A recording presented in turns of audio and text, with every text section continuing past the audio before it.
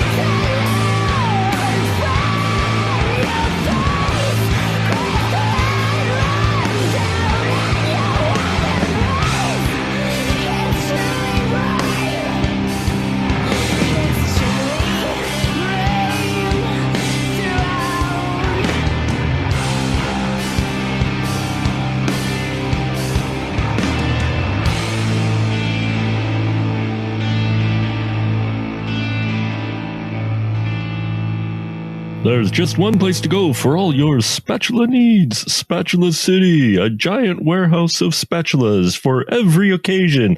Thousands to choose from in every shape, size, and color. We eliminate the middleman and we can sell all our spatulas factory direct to you. Where do you go when you want to buy name brand spatulas at a fraction of retail cost? Spatula City. And this weekend only, take advantage of our special liquidation sale. Buy 9 spatulas and get the 10th one for just 1 penny. Don't forget, they make great Christmas presents. And what better way to say I love you than with a gift of a spatula? Spatula City, Spatula City. Doom. Hello, this is Cy Greenbloom, president of Spatula City. I like spatulas so much, I bought the company. 7 locations. Don't you know the Dewey Decimal System?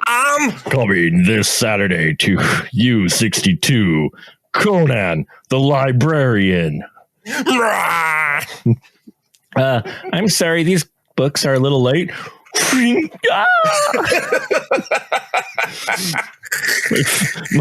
my favorite is still Gandhi 2. Yeah, give me a steak, medium rare. No more Mr. Passive Resistance.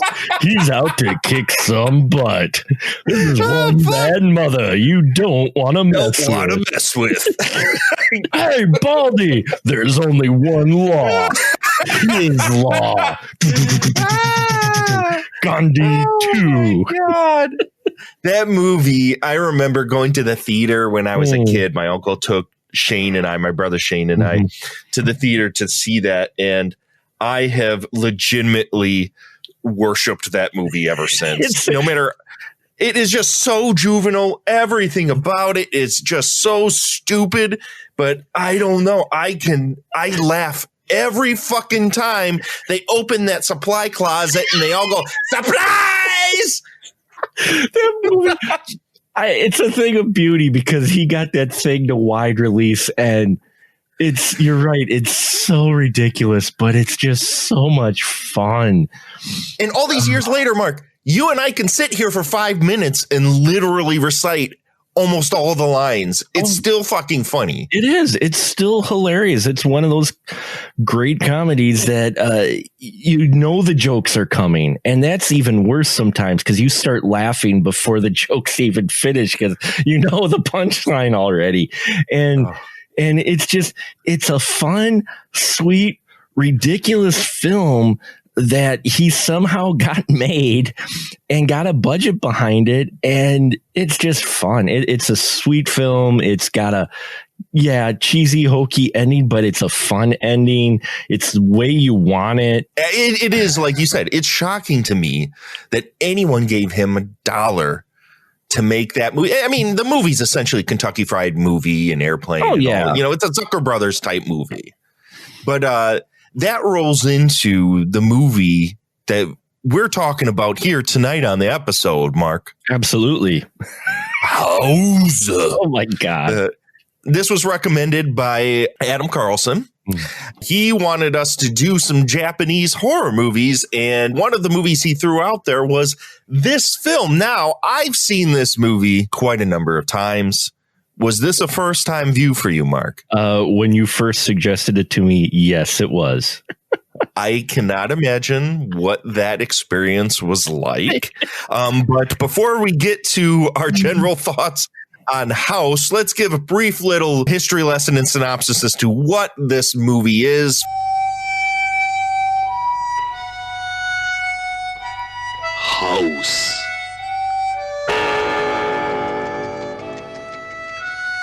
House is a Japanese psychedelic spook show haunted house movie that was made in 1977 by Nobuhiko Obayashi.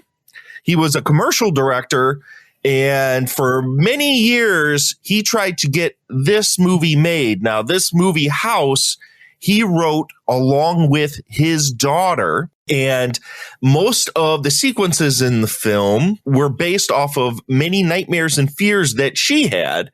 And then he interjected some of his own sensibility into the script itself. Now, the script toiled around for almost 2 years before this movie was made, mostly because Toho bought the script outright from him, and every single director they had in their stable passed on this movie because they thought it would end their careers. It is Japan we're talking about, so right. I mean, this movie's way out of left field. Now, the script, in the meantime, in those 2 years, became a popular manga and also was an extremely popular radio play. And after 2 years, Toho finally was like, okay, Obayashi, go ahead and make this thing. They gave him some money. They didn't have a lot of faith that this movie would do well, but they allowed him to film this on the biggest sound stages that they had at their disposal. Now, Toho at the time were a huge studio. You can tell when you watch this movie that, holy crap, did he have a lot of money put behind him, or at least a lot of resources to do the most zany, crazy ass fucking shit possible? So what House is is the story of a schoolgirl that decides to go on a weekend vacation with her friends to her elderly aunt's house after finding out that her widowed father has decided after 8 years to start a new life with a new woman. She's not very happy about this. She kind of runs off, pissed off at the dad. Finally, she gets her ragtag group of friends, like a girl gang. Each of them have their own weird name that basically is like a one-dimensional name that describes their singular personality trait. You have one that's named Fantasy, that's a daydreamer. You have one named Gorgeous. This is our main lead. She's called Gorgeous because of her beauty. You have Mac because she likes to eat, and I'm guessing that's a reference to macaroni. Yep. Then we have Kung Fu, who is the girl who knows martial arts, and every time she comes on screen, you hear a very stereotypical Japanese martial arts song. It almost was. It was really ridiculous. And we have Melody, who plays the piano, and finally Sweet, who's the nice one. Now, upon all these girls taking the weekend off from their boarding school or their school, they reach the aunt's house that's way off in the hills. And slowly it becomes apparent that not as all as it seems when one by one of her friends start to become possessed and consumed by a malevolent spirit that is the house. So, Mark, having said all of this, what were your first impressions of house?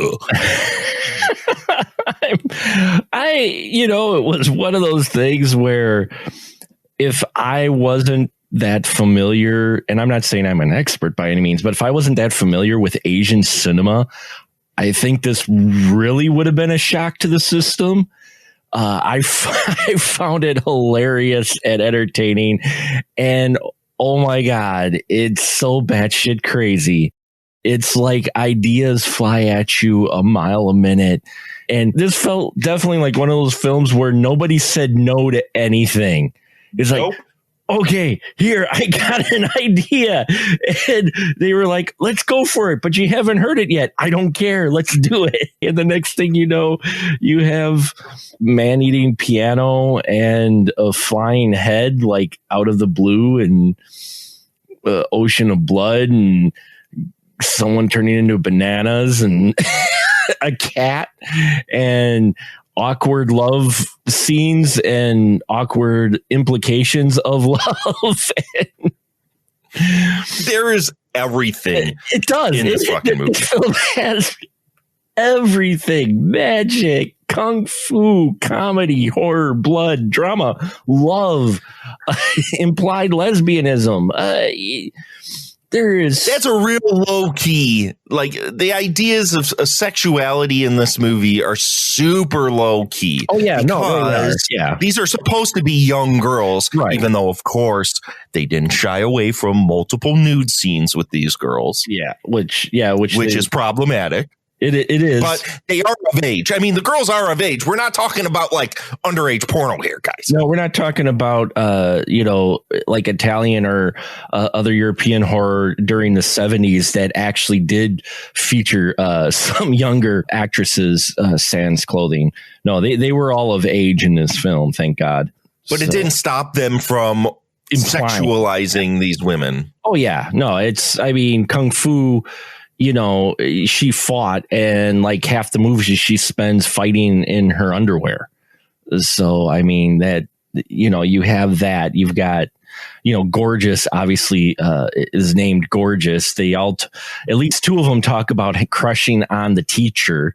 Yeah, they do, unfortunately, because of the time, especially that it is, they do sexualize these girls fairly quickly. What surprised me about it the most, though, is as kinetic and as crazy and as batshit as things get, and things that are definitely going to make anyone who watch it go, what the fuck?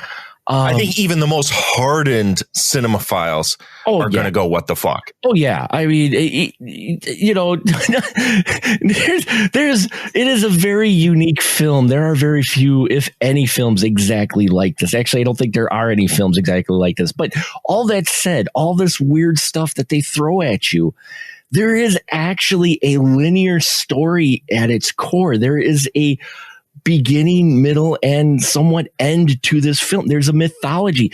It all is worked into this batshit crazy stuff, which I give mad respect to, because there are people who have tried to mimic this type of film, but what they do in those films is they just throw as much crazy stuff at you, but there's no actual story along with it. There's just this has a very clear story. It's very easy to actually follow this story. What makes it sort of difficult is that the visuals are so kinetic, the audio so kinetic. There's so much being thrown at you, so many styles, so much to take in from a visual standpoint that you maybe get sidetracked with that and aren't paying attention to the story.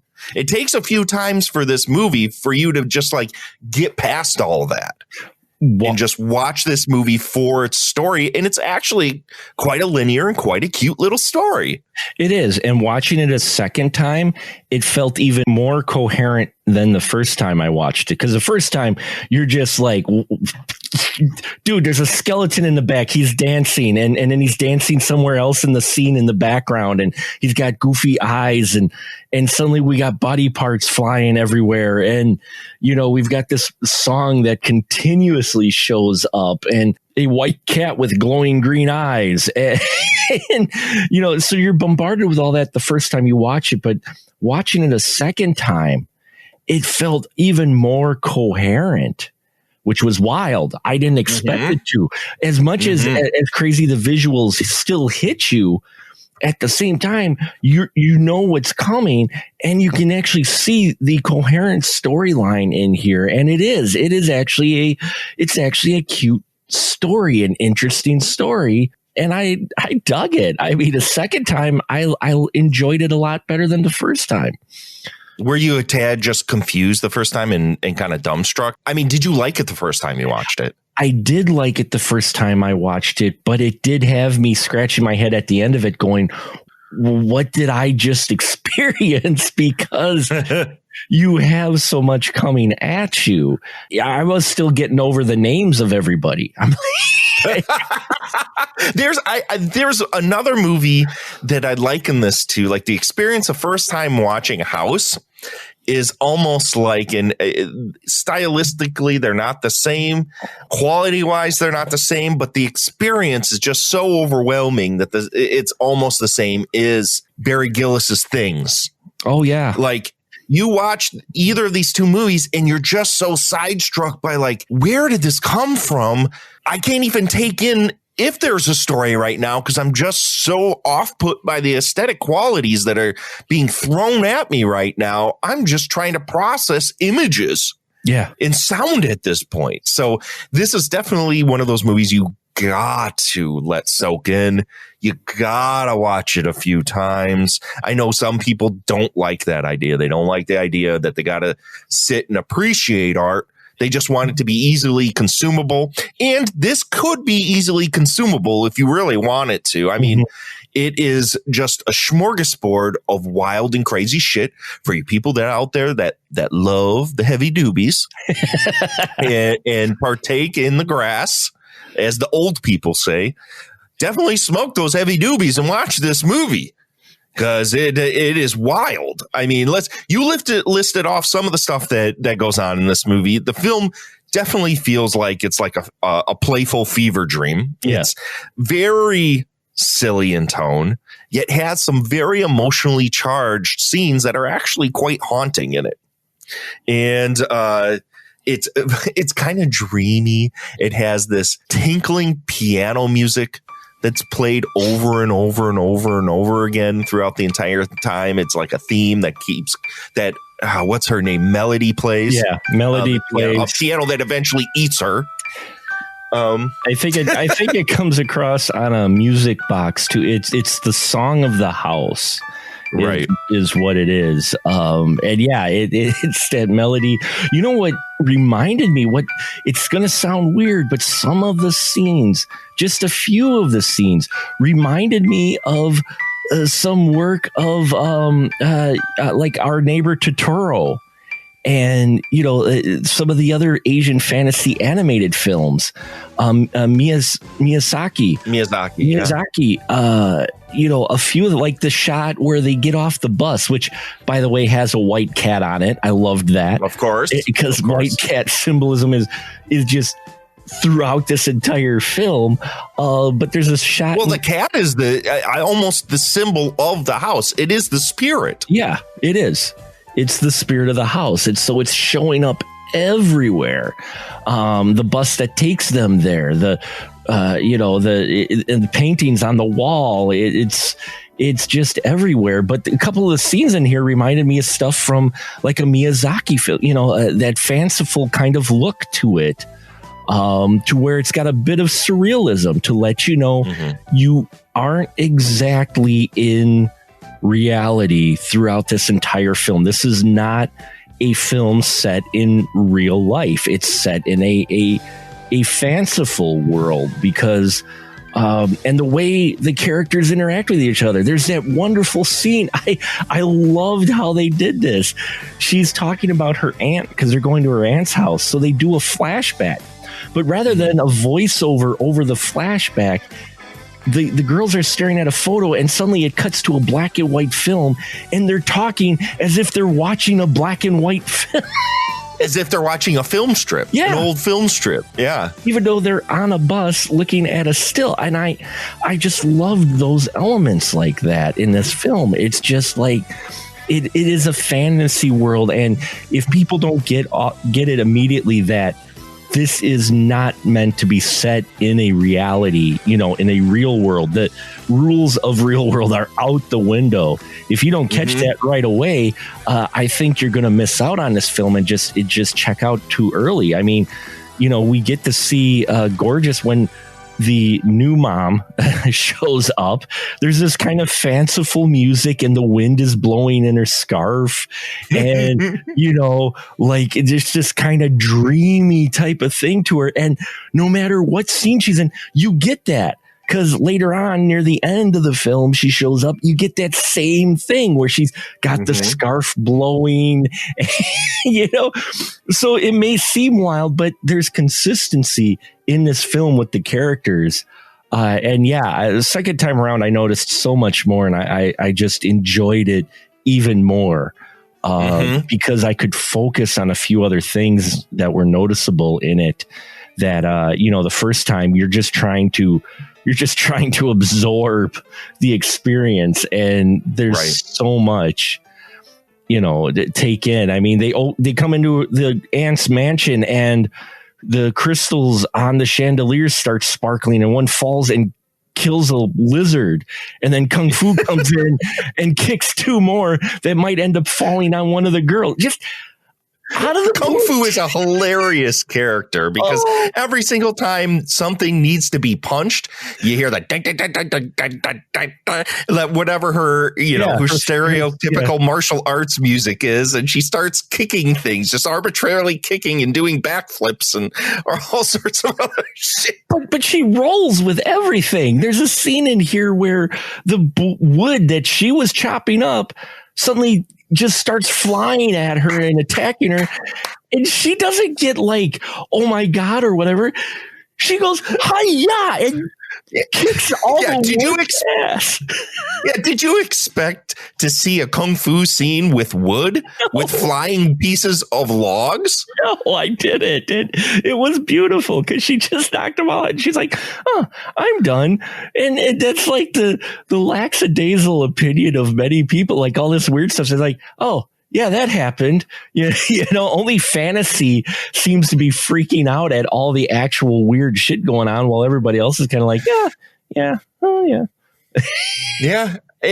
I mean, if you can't get into films that are mixed media, this is definitely not a film to get into. No. All of the exteriors are obviously sound stages with practical elements in them.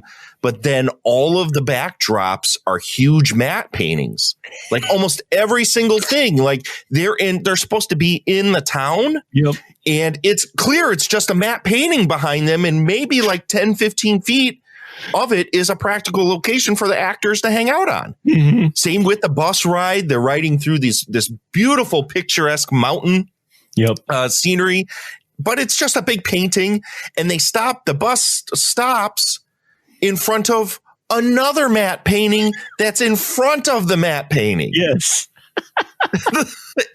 There's just so much to take in this film that once you get past the onslaught of all this mixed media, the matte paintings, the green screen where they green screen out half of people's bodies. There's a head where one of the girl Mac gets her head cut off, and her head flies around and bites one of their butts.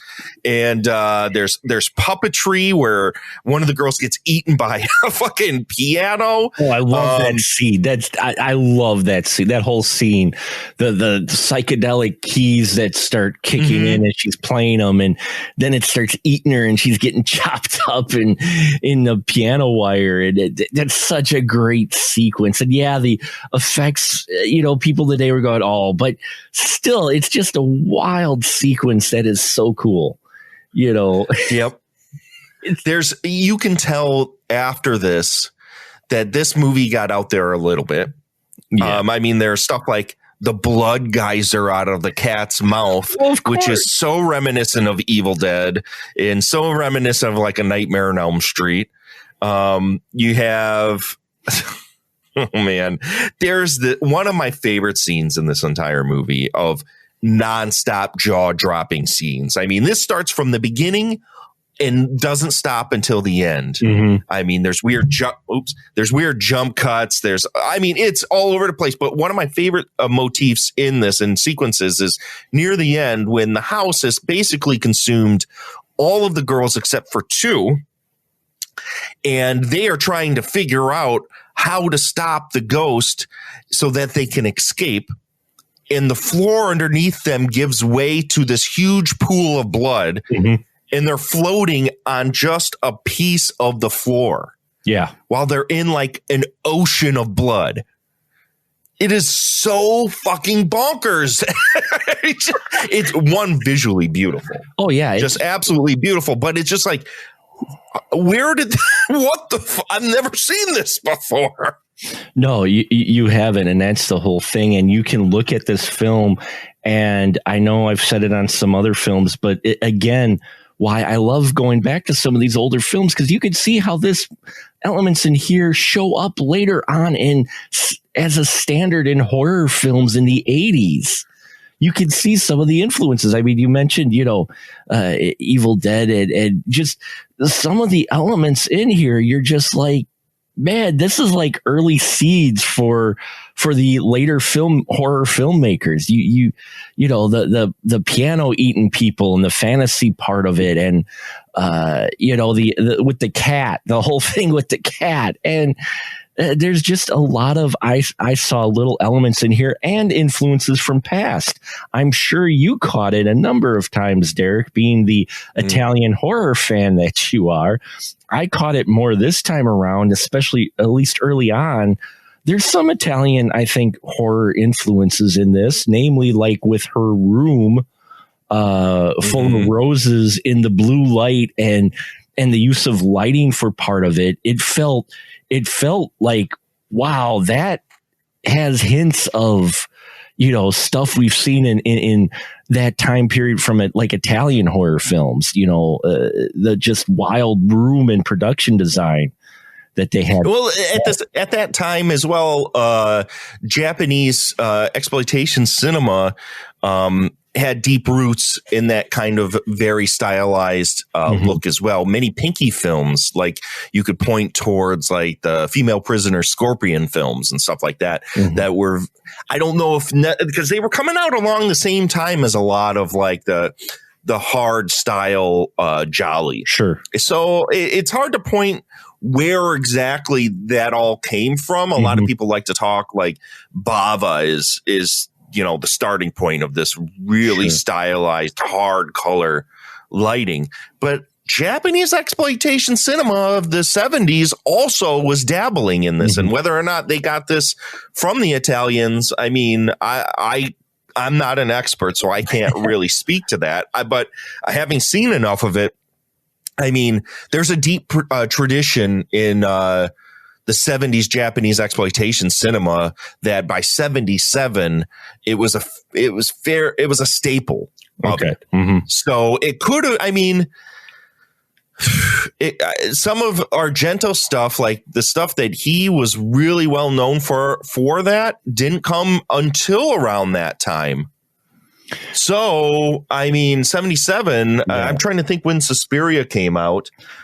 Deep Red still was kind of around the time of, he was still doing a lot of traditional, more Hitchcockian filmmaking as opposed to the weirdo, blood and black lace Bava type stuff. Suspiria was 77. Yeah, there you go. So, I mean, this stuff, I think you could point more towards, it has to be through Bava and what he was doing with a lot of the films he was making. So a lot of this just kind of like that world market of exploitation cinema were just parasites. They were feeding off of each other, and this obviously is a very experimental film. Oh yeah. Yeah. It is, even though we've talked about how it has a very simple story. Its roots are in experimentation because nothing about it is conventional from a craft standpoint. That's what's overwhelming about this movie, is that if you think you're going to watch one normal scene in this film, think again. There are, within every single scene, there is some visual motif that completely switches and turns the movie on its head in a way that you didn't see prior. I mean, there's sequences where, like, there's this one scene where the girls are all hanging out in a living room, kind of talking after they get to the house. And one girl, it just has her hands on her chin and is like blinking her eyes left, right. And then cuts to Gorgeous just staring off talking. And it cuts between two camera shots that are slightly off of each other. And then it cuts back to the girl blinking again, left, right, in case you didn't quite catch what was fucking going on there. Yeah, there's a lot of experimentation in this. This is one where it is not a film that would be shown by your film 101 storytelling professor going, look, here's how you frame a shot and here's how you tell it visually, because visually this story is so breaks the rules and just does its own thing.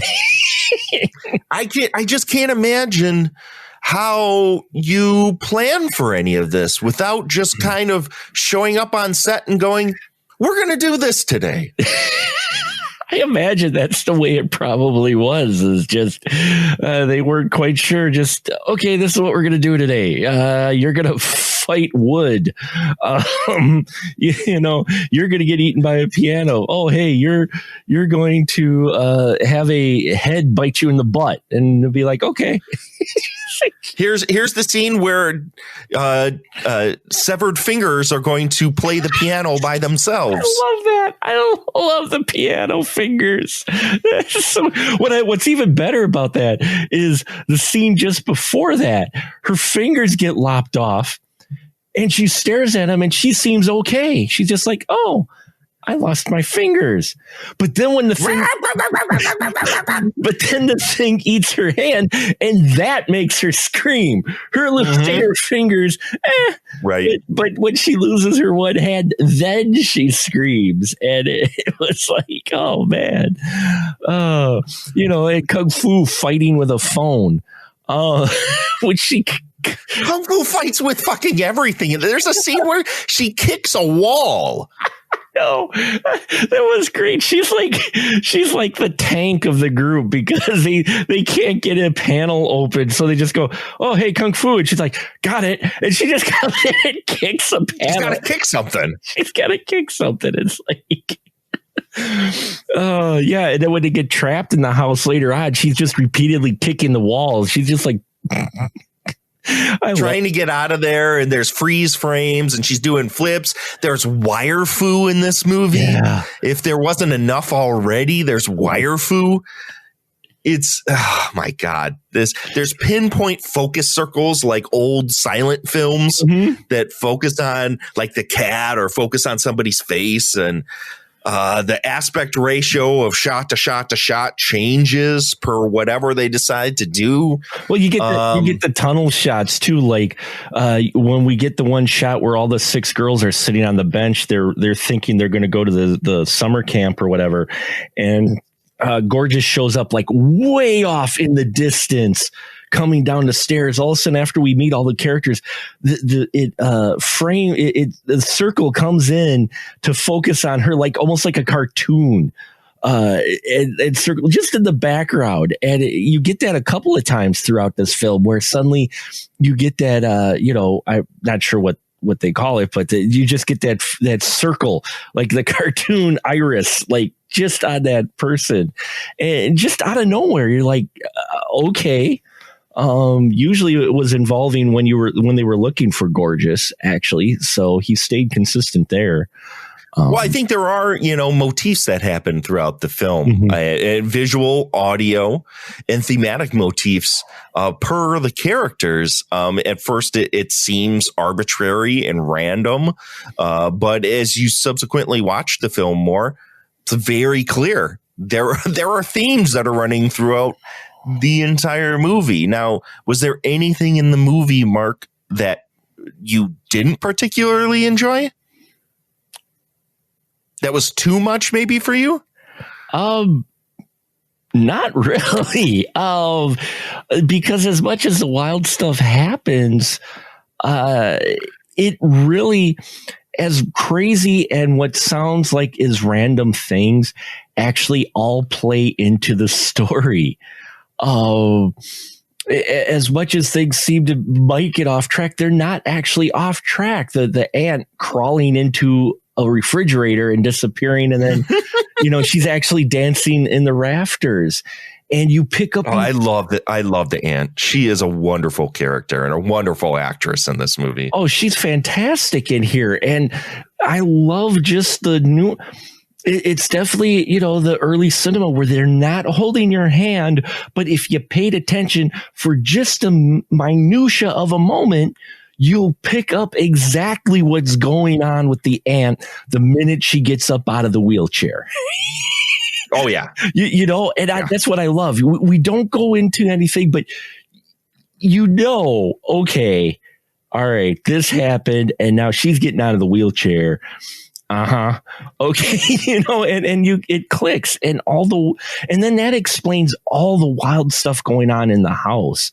There wasn't really anything, there wasn't anything that really detracted me from the film at all. Even the ending, I got a kick out of the ending. Maybe if there was one thing I had to, maybe the teacher making it out to the mansion just to be turned into bananas. I love that sequence. I don't get me wrong, I love it. But if there was maybe one thing that you could possibly, not have, because it really doesn't contribute really anything. But that's minor. I still love it and would keep it in there. There's not a whole lot I didn't enjoy about this film, because the way it's constructed, it's actually everything's related. The crazy shit actually is related to. It contributes to the story, and that's where I mentioned it at the beginning of the episode, that people who have tried to replicate batshit crazy films seem to miss that point, and they just throw random stuff. Whereas here, random stuff that seems to be random is actually related even remotely to the actual main plot of the film. And that's what made the 80s parodies, like we talked about UHF and the early Zucker brothers. They had an actual story, and they worked the comedy skits and the parody into that story. So it contributed a little bit and hardly diverged. Whereas later on, in the later parody films, like the Scary Movies and that, and, you know, the Epic Pictures and all those really horrible parodies, it was just skit to skit to skit, and there was there was really no story. I mean, if there was a story, it was really stretching it, but you're just looking for pop. You're looking for time sensitive pop. That's all those movies are, right? Whereas the early parodies and this one too, these comedies, they had the story, and then they worked all these crazy and fun sequences into there that actually do contribute a little or a lot to the actual plot of the film. It moves along. Kung Fu, yeah, fighting, everything.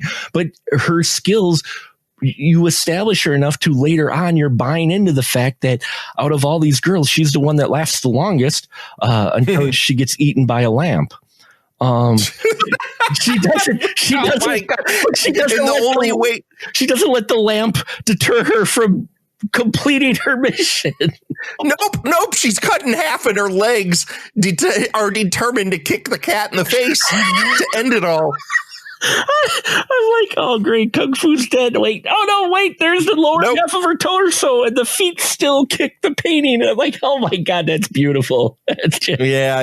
You have a really good point here, and I really do want to stress, at least from my perspective, and I've been watching this movie for a really long time. I bought the Criterion Blu-ray when it came out, I believe in like 2010, something like that. That's how come. I mean, Janus Films and Criterion are the ones who brought this thing back into consciousness. I think it fell into obscurity, and nobody really knew too much about it until they did the restoration and brought it back. And it's what a treasure. I do think everything is random, but nothing is random in this movie. It all makes sense. It's all there for a purpose. A film you could tie it to, which is another mixed media kind of phantasmagoric film, would be Kuso from a couple years ago. Oh, yeah. Where I do feel that's absolutely random. Mm-hmm.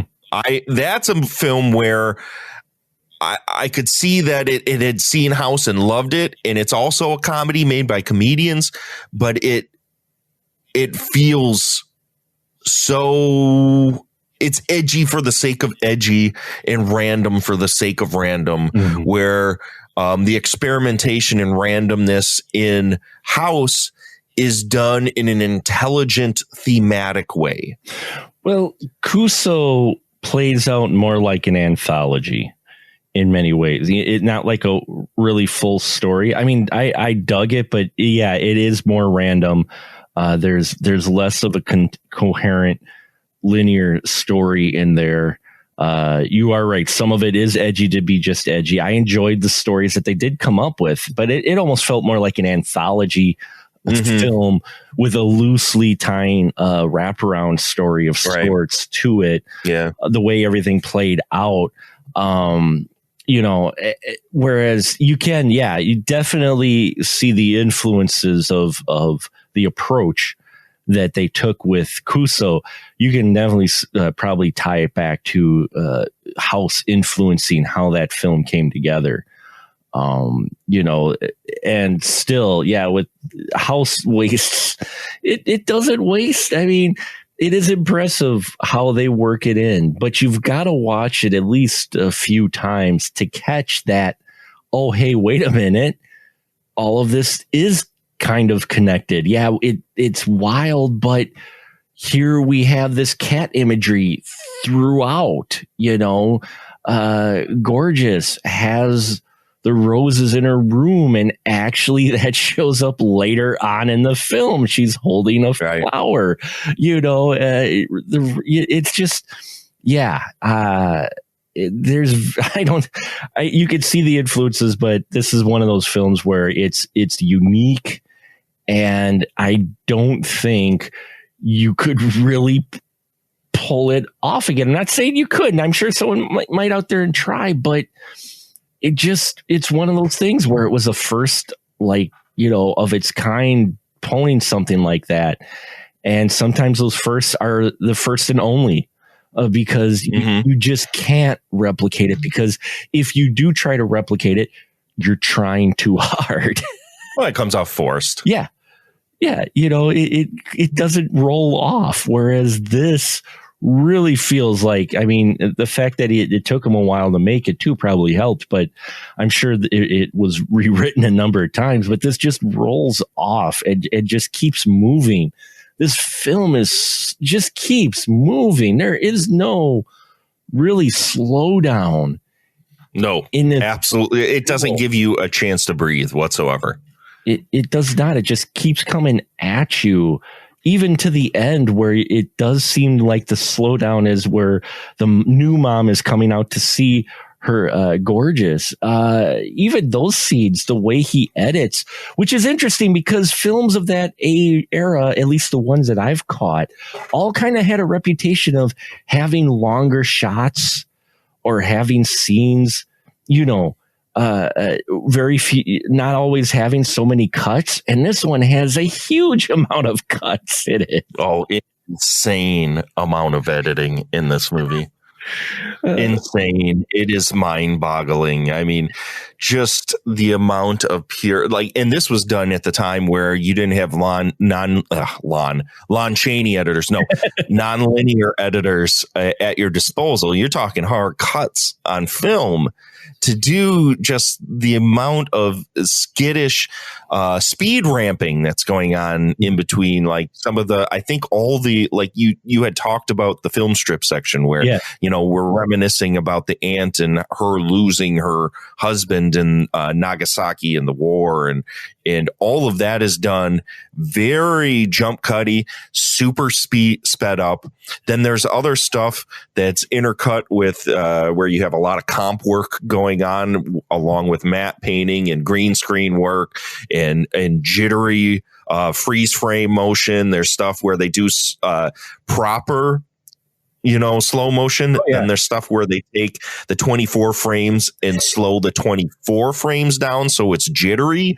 There's all sorts of different styles that are literally just experimented on the film. So editing of this movie is so groundbreaking for what it's attempting to do, when today we take for granted, like we watch something like, say, House of a Thousand Corpses that has a very, slapdash, throw everything at the wall editing style that really back in the day wasn't necessarily a thing. Right. It's all done so differently now. Even though that I wonder that had to be done on a old cuts based system as well, because that was in 99? Yeah. When House of a Thousand Corpses was made. I mean, it was released around 2002, but it was shelved for almost 4 fucking years. Yeah. Even though it came out early 2000s, I remember that it was so that would have still probably been film. Yeah, so that probably isn't even a great example. I mean, maybe some of it's Three from Hell has some unique editing choices that are not necessarily things that would have flown back in the day. Yeah. So it's totally to just watch this thing and enjoy it from just a standpoint of, wow, what a technical marvel this fucking thing is. Looking at it as a technician and a craftsman is just, there's so much to glean off of this movie. And I think that's what's sad, is that I think some people don't realize, and like you said, kind of take for granted what's at your fingertips when you look at some of the stuff, especially the mid to late 70s, what they were doing. They're doing that on film. They're doing that with film cameras. Destructive media, destructive editing. Yeah, I mean, this is stuff to where you got to be careful where you cut your frame. Purposeful with cutting it. You had to have it planned out more. So when you get a film like this, you got to realize, and you should appreciate, like you said, the technical aspect of it, of what they're doing in this movie is had to be a post-production and even production insanity for however many notes they may or may not have. He had to have this boarded out at least a little, because you only have so much film. and Right. as well. So to do this, like you said, the comping, I mean, near the end, we get a shot where the mom makes it to the village and there's a skeleton and Banana Boat Man. And she's walking on what is obviously a set towards to look at the mansion in quotes, which is a matte painting or a miniature that's composited into this set, obviously, but they try to match the camera movement enough with it, so it seems like it's all one. I mean, Yeah. For the fact that it's not entirely successful, but it's unique looking. It's unique looking, and mad props for them of going for it, of attempting something like that. Taking a risk, which this film has a lot of that. And I loved it. I fell in love with it more the second time around. I really did, because I was able to compartmentalize and kind of frame out the craziness and kind of focus a little bit more on other aspects of it. I'm going, I can see why you love this film. So, I mean, this film is just, it's a treasure box. It's absolutely something new to look at and decipher and glean every single time you watched it. I watched this movie today, and I loved it more than any other time that I've ever watched it. And I say that every single time that I watch it. I watched it maybe like 2-3 months ago. And I was just like, God damn, why am I not watching this every month? Why am I not watching this every week? And before that, this is just one of those movies that if you appreciate movies that kind of want to be live action cartoons. Yeah. That's essentially what House is. It's just this weird, wonky, like mixed media live action cartoon, like Scooby-Doo mixed with a drug horror film. Then you're going to dig this. If you're just your basic square, basic bitch, you're not going to like this movie whatsoever. It's too much. It really is just too much. If you like smoking heavy doobies and watching weird, fucked up shit, House is it. Watch fucking House. Definitely. I fully agree on that. Yeah. It's one of, you should watch, because it's a unique film. Dude, I honestly think this is, as I'm getting older, the things that I used to feel were, I've said this so many times, and I'm sure you're sick of hearing me say this. I don't necessarily ever, when people say, well, what's your favorite movie? I never answer that question. Yeah. I don't have an answer to that question, because my tastes constantly are changing.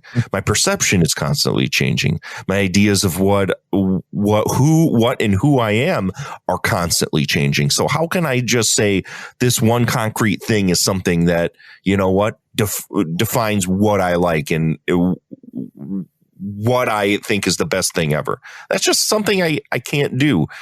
As I'm getting older, this movie may be almost one of my top 5 favorite things on the face of the planet. I literally, every time I watch it, I love it so much more that it's strange. Like the stuff that I thought I really, really liked, man, I was so fucking wrong. Maybe I'm just becoming weirder. I don't know what the answer to that is. There's an oddly becoming an existential conversation here, Mark. Refined. You're becoming more refined. This is what the people pay me money for these podcasts for, is for me to just sound like an absolute idiot thinking he knows what the fuck he's talking about. You know what you're talking about, even if no one else does. And that's right. They're all fucking idiots.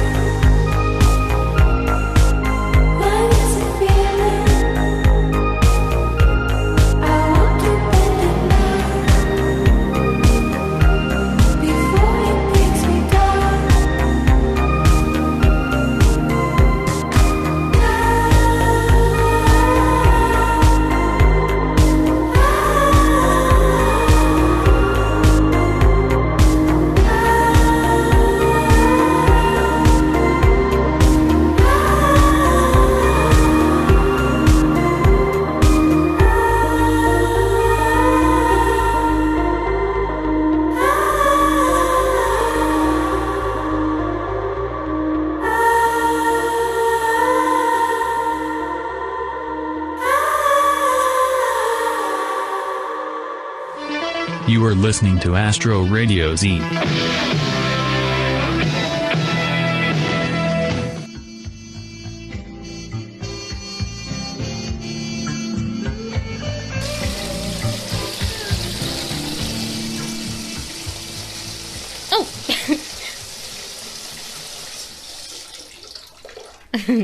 Hi, I'm Angelique. And there's nothing better at the end of a long day than a hot bath and a good book. Now, I'm not talking your highfalutin literature like your Jane Eyre or your Wuthering Heights. I'm talking candy bars for your brain. The kind of books you'll find gathering dust at the Bi-Lo or your local used bookstore. Books about monsters, ghosts, demons, werewolves, Draculas, killers, surgical abominations, or just about any other horror you can dream up. So, plug the drain, grab you a book, and come soak with me in the tub of terror.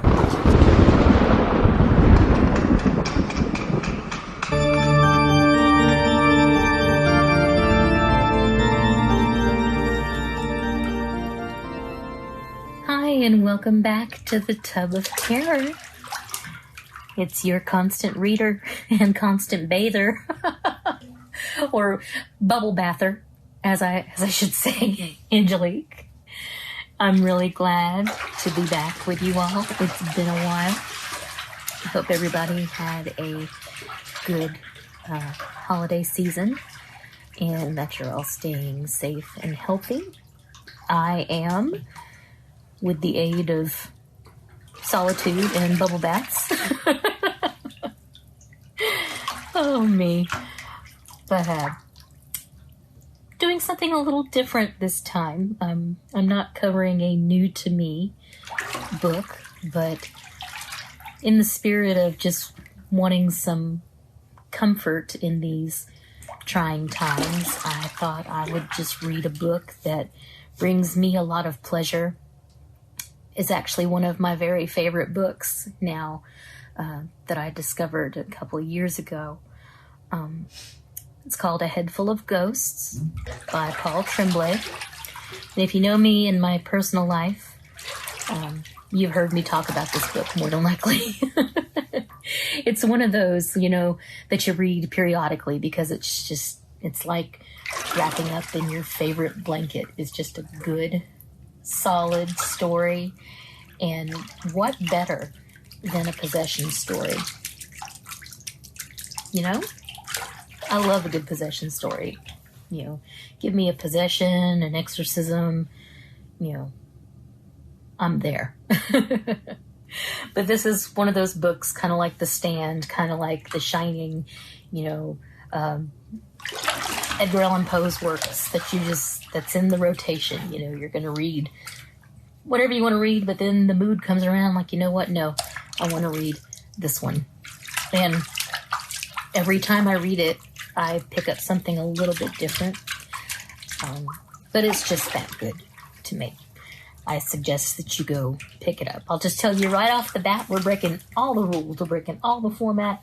This book is extremely ducky. It gets all the ducks, all the quacks, everything. Go get this book.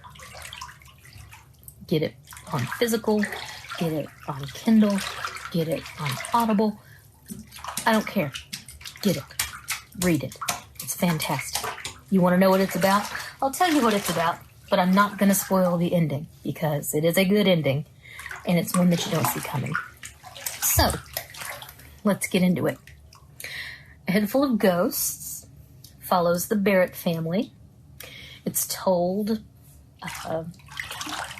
by the narrator, who is the youngest daughter, Meredith, or Mary, as she prefers to be called.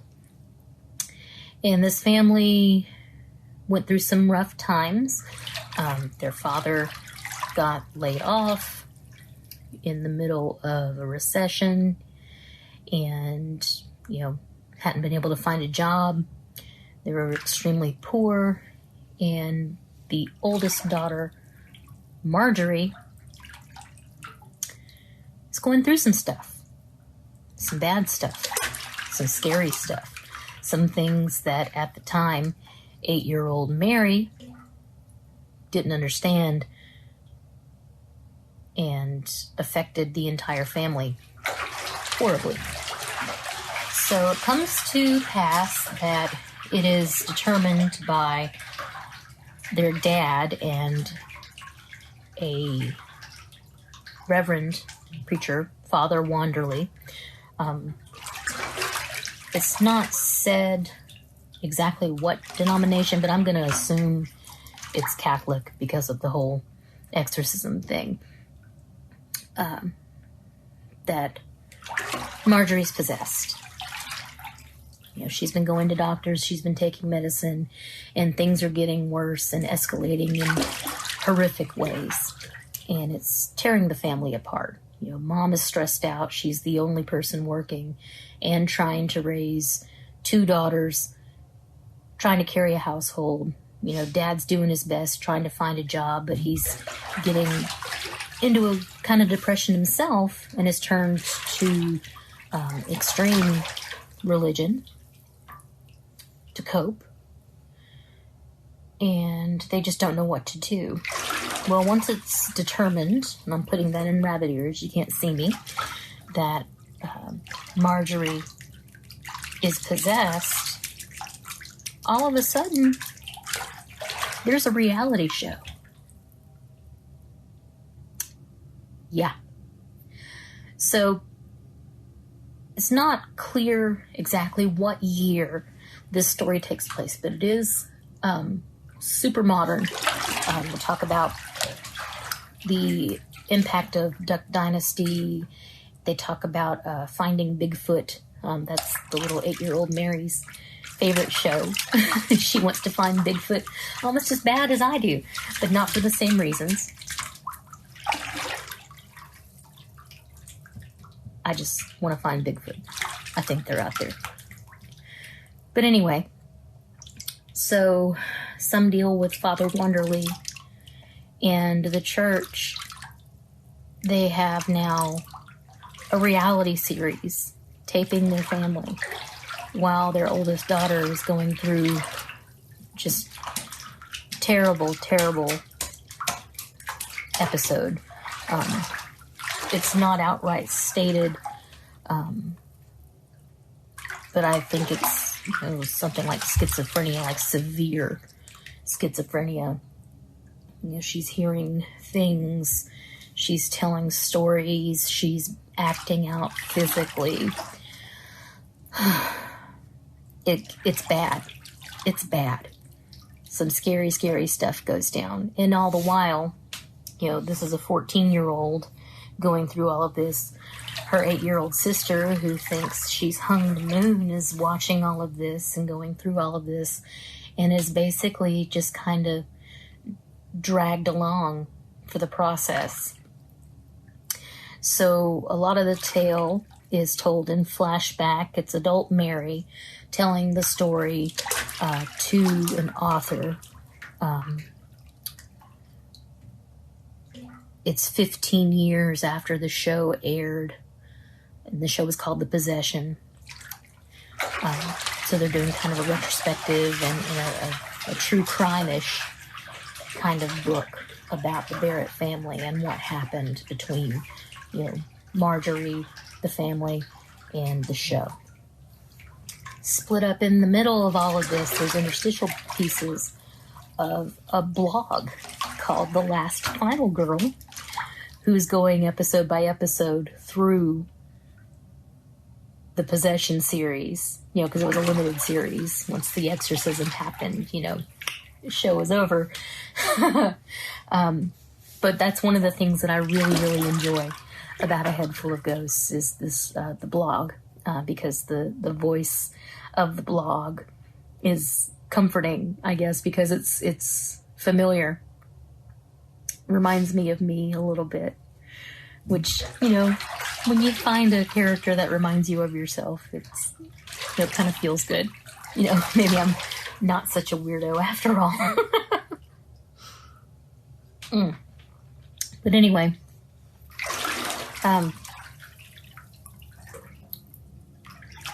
book, it's a short read. It's not that long, but it's fast. It goes by. But it's so rich. Like, it brings in all these elements like Westboro Baptist type protesters. It brings in the politics and the kind of the back end of reality television. You know, an 8-year-old is savvy enough to know that just because they're recording everything doesn't mean that what ends up on TV is really what happened. And nobody knows really what happened, including Mary herself, because she was so young. She was just a little girl when all this went down, and so much, you know, awful just happened. And in case you can't tell, which is kind of a spoiler, but not really, the family is dead, except for Mary. I'll leave you to read the book to find out what happened to everybody, but it's sad. And it kind of makes you take a really harsh look, like, wow, you know, if things had gone a little different, everything would have changed. That's really bleak. Wow, I've made this sound like such a downer, but I can't tell you how happy this book made me the first time that I read it. I was floored. And I know you will be too. So seriously, go grab a copy of A Head Full of Ghosts. Pop into a bubble bath. When you're done with the bubble bath, you don't have to stop reading. Wrap yourself up in a big old blanket. Grab some coffee and finish it. You're gonna love it. Well, my water's getting chilly and my fingers are all pruny, so I'm gonna drain my water here. And I hope that you'll come hang out in the tub with me again for our next episode. Same bath time, same bath channel.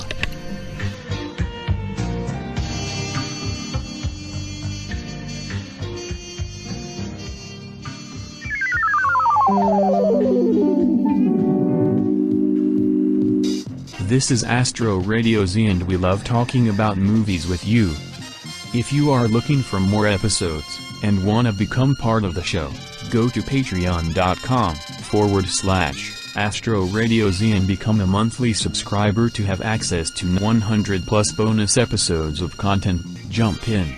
Make Astro Radio Z yours and become a Patreon subscriber at patreon.com/Astro Radio Z.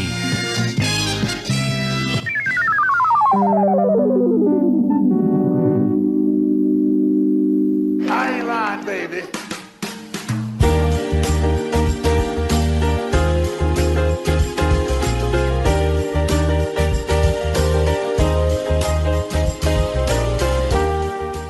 Thank you for starting off 2022 with us here on Astro Radio Z.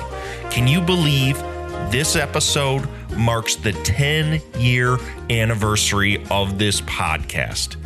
It's flabbergasting to me that we've lasted this long. We almost didn't. There's been multiple times where this almost completely collapsed, and this was it. But thanks to you, and thanks to my hard-headedness, we're still going strong here on Astro Radio Z, and I thank each and every one of you listeners for making that happen. So, until next time, please take care of yourself, stay healthy, and stay safe, and I'll see you later.